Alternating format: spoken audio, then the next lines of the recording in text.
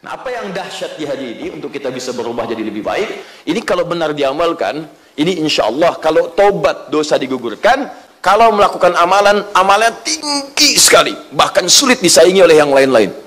Ya, yuk kita baca hadisnya. Kembali ke Al-Bukhari, nomor hadis 518. Saya mohon maaf ya, nyampaikan kalimat-kalimat tadi. Saya tuh sayang dengan Anda semua, sayang dengan kita. Saya anggap kita semua, setiap saya menatap wajah di taklim, itu yang terbayang saya sujud, saya berdoa, minta, ya Allah jangan pisahkan kami di akhirat, ya Allah muliakan kami, ya Allah pertemukan dengan Nabi Muhammad, ya Allah satukan. Saya kadang suka terbayang begini gitu, ini ada ibu yang bawa cucunya, orang tua bawa anaknya masih bayi digendong, apa terbayang gitu saat hari kiamat kita berpisah. Anda di taklim aja teriak nangis, langsung Anda kejar. Bagaimana ketika anak itu tiba-tiba misalnya harus dibawa ke neraka, apa sanggup Anda menatapnya? Terus kalau Anda yang masuk, apa anak itu sanggup menatap Anda gitu? Ya, kita mesti berpikir sampai ke sana. Satu saat kita pulang gitu. Cobalah teman-teman, berpikir lebih jauh lagi. Ada cucu, ada anak yang kita gendong, kita sayangi, tiba-tiba dia teriak, tolong saya, tolong Pak, dan Anda nggak bisa berbuat apa-apa gitu. Ya ada sesuatu bagian episode kita yang mesti berubah. Kaya silahkan, harus kaya. Ya, jadi punya kedudukan silahkan, capai yang paling tinggi. Tapi ingat, kaya soleh, pejabat soleh, punya nilai di sisi Allah. Jadi saat pulang kita bangga. Itu poinnya. Ma minal ayyam, ma min ayyamin al-amalu salihu fiha ahabbu ilallahi min hadhil ayyam, yani al-ayyamul ashr. Qala ya Rasulullah walal jihadu fi sabilillah. Qala walal jihadu fi sabilillah illa man kharaja binafsihi wa malihi wa lam yarji' min dhalika bi syai'. Satu kali Nabi pernah menyampaikan sallallahu alaihi wasallam di hadapan para sahabatnya. Ini informasi yang sangat penting. Ma min ayyamin, tidak akan pernah ditemukan perjalanan hari-hari dalam setahun. Al-amalu salihu fiha ahabbu ilallah. Saat kita beramal soleh di hari itu, maka nilainya langsung naik menjadi amalan yang dicintai oleh Allah. Insya Allah. Jadi ada beberapa hari dalam setahun.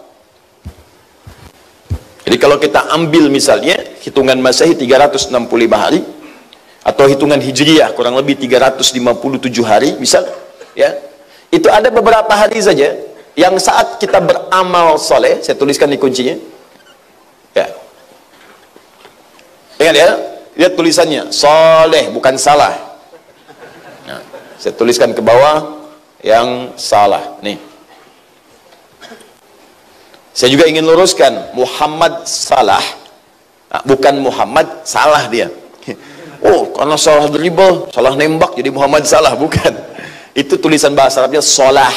Solah dari kata saleh. Jadi kalau ditulis jadi gini, saleh. Ya. Lihat sini.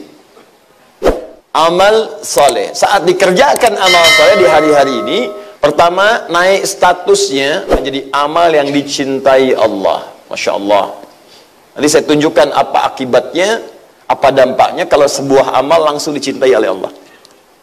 Jadi begini, untuk perbandingan, amal soleh itu kalau dikerjakan pasti bernilai pahala, insya Allah. Bernilai pahala. Paling standar, paling minimal itu 10. Ya, paling standar, paling minimal berapa?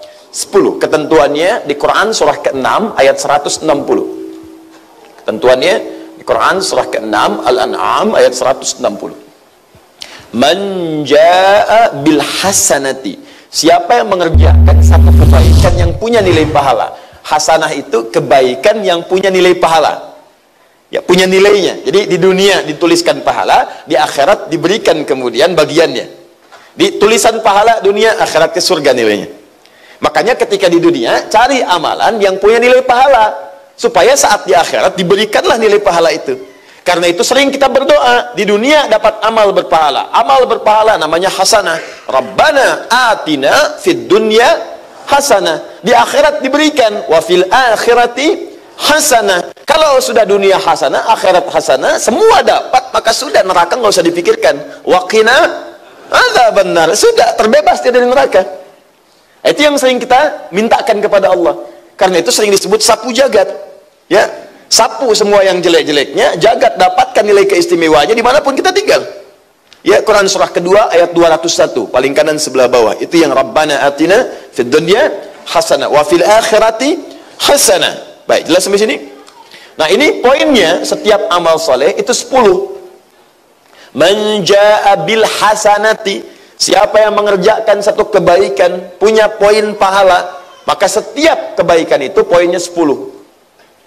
Misal sholat sekali sholat di luar berjamaahnya, ya. Jadi baru Anda datang tunaikan sholat, itu kalau Anda sholat sendirian bukan di masjid, sholat selesai sholat dapat poin 10. Karena itu sholat disebut hasanah. Dari mana tahunya Ustaz? Quran surah ke-11 ayat 114. Misal contoh sholat, saya tajamkan dulu dengan detail supaya paham kita. Quran surah 11 ayat 114. Ya, surah Hud.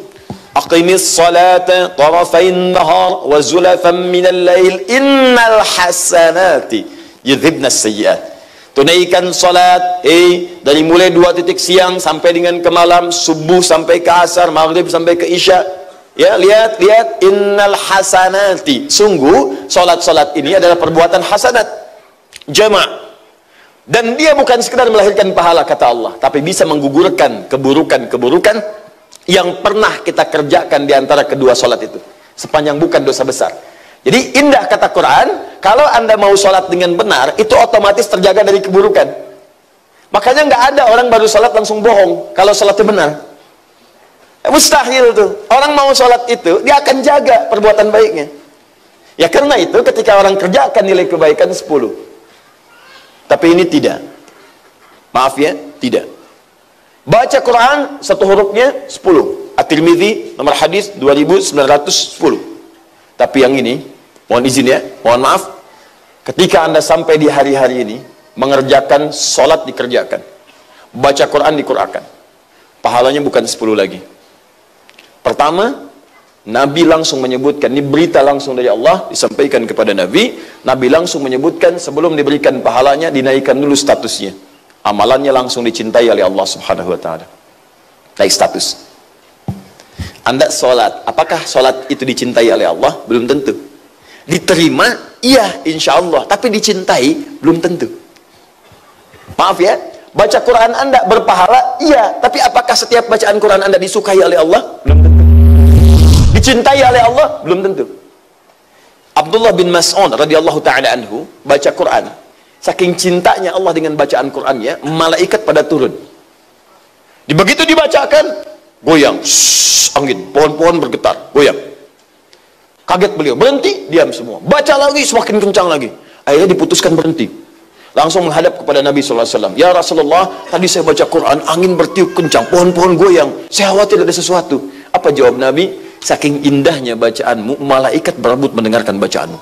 Kalau engkau teruskan, hancurlah kemudian tempat-tempat bangunan sekitaranmu. Saking banyaknya malaikat turun. Makanya di zaman sekarang, nggak ada lagi yang seperti Abdullah bin Mas'ud. Bayangkan kalau di tanah kusir ada satu orang aja begitu, hancur nih masjid. Ini naik status. Nah kalau sudah naik status, saya belum bahas ini dulu, baru kita bicara pahala. Maka nilainya, kalau amalan sudah dicintai oleh Allah, nilainya itu bahkan melebihi jihad fi sabilillah. Kita ambillah paling setara jihad.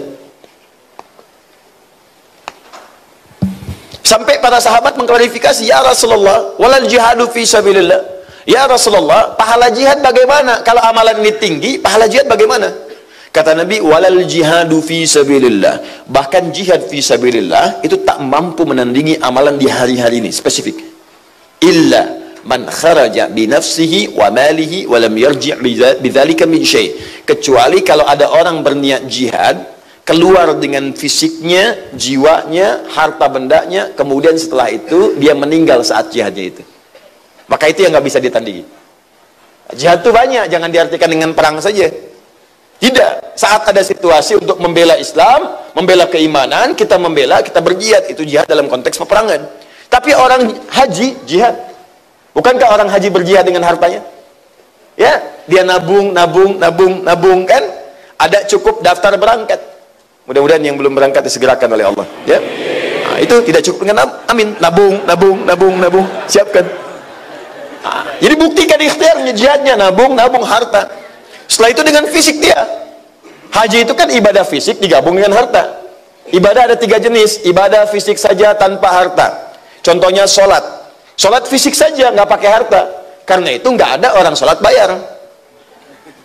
Bapak mau apa ke Tanah Kusir sini, ke An-Nur? Mau sholat, Pak. Sholat apa? Duha. Berapa rakaat? Saya mau ambil yang 8, Pak. Baik, setiap rakaatnya 50.000. Nggak ada. Sholat ya sholat, selesai keluar. Ada ibadah harta saja. Harta nggak pakai fisik. Gerakan nggak banyak, cuman keluarkan zakat, infak, itu ibadah harta. Makanya fisiknya nggak banyak. Paling-paling ada kotak, jalan, ambil, tukar, geser gitu kan. Dan itu bukan mobil-mobilan, sekali lagi. Itu kotak infak. Masukin, geser, ibadah harta. Nah, gabungan harta dengan jiwa, gabungan harta dengan fisik, ada menggabungkan keduanya. Contohnya apa? Haji dan umrah. Haji, umrah. Makanya pahala haji tinggi nilainya karena menggabungkan 2 jenis ibadah tadi. Langsung kalau haji mabrur, benar hajinya, surga jaminannya. Jihad dia. Dan tahukah Anda, belajar datang ke majelis ilmu itu bagian dari jihad fisik dan harta. Sama persis. Makanya ini nggak main-main ya, godaannya juga tinggi. Weekend mungkin Anda bisa pilih datang kemana-kemana, tapi ini episode terpenting dalam hidup kita. Anda kalau niatnya benar, datang ke majelis ilmu, belajar dengan benar, wafat itu syahid statusnya. Ya, mau begitu Mas? Apa-apa, kan kita nggak tahu kapan pulang. Minimal alhamdulillah. Ya, saya tuh berharap meninggal waktu mengajar gitu, masya Allah, pengen begitu ya, meninggal mengajar ya, kalau bukan gurunya muridnya dulu misalnya kan, bisa nggak apa-apa, normal aja. Nah, ini statusnya ini. Nah, jadi apa yang kita kerjakan di hari-hari ini itu naik status langsung, dicintai Allah, paling minimal jihad itu kalau wafat statusnya syahid. Jadi maaf ya, tadi baca Quran setiap huruf 10, sekarang kalau baca Quran nilainya jihad. Wafat sedang baca Quran, syahid statusnya. Wafat sedang tahajud, syahid statusnya. Wafat sedang mencari nafkah diniatkan karena Allah, syahid statusnya. Kalau benar dimanfaatkan hari-hari ini. Apakah hari-hari yang dimaksudkan? Yakni min hadhil ayyam, yakni ayyamul ashur, yaitu 10 hari pertama di bulan Dzulhijjah. 10 hari pertama di bulan Dzulhijjah. Pahalanya banyak, masya Allah. Kalau agama, masalahnya keyakinan, bukan logika. Masalahnya keyakinan. Yakin tidak dengan keterangan Allah. Ini Allah yang menciptakan kita. Gini ya, Anda beli handphone, terus tukang handphone terangkan. Kata tukang handphone, Pak, cara menggunakannya seperti ini, Bu. Begini. Future-nya ini.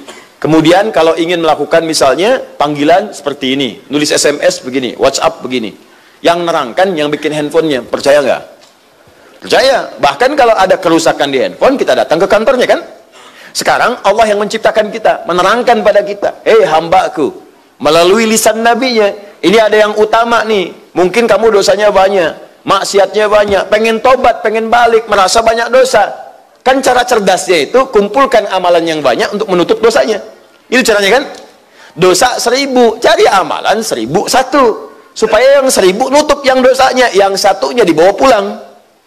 Kalau bisa dosa 1000, cari amalan 1.000.000. Karena itu Nabi kasih konsep sedekah jariyah. Sedekah jariyah itu sedekah perbuatan baik yang saat dikerjakan pahalanya terus mengalir. Apa diantara cara cerdasnya? Punya modal 50.000, dosa banyak.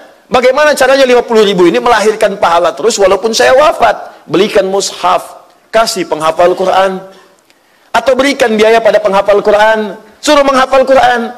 Begitu mushaf itu dibaca, modal cuma 50.000, dibaca oleh dia. Penghafal Quran itu mustahil baca Quran cuma sekali, mustahil baca cuma 1 huruf, pasti berulang-ulang. Alif lam mim, dzalikal kitabu la raiba fi, dzalikal kitabu la raiba fi, hudan lil muttaqin, dzalikal kitabu la raiba fi, hudan lil muttaqin. Berapa kali diulang, berapa huruf. Ketika dia baca, Anda mendapatkan bagian pahalanya tanpa dikurangi sedikit pun. modal cuma 50.000. Cara cerdas. Jadi kalau kita mau beramal, cari sedekah jariah, itu rumus. Ya, rumus.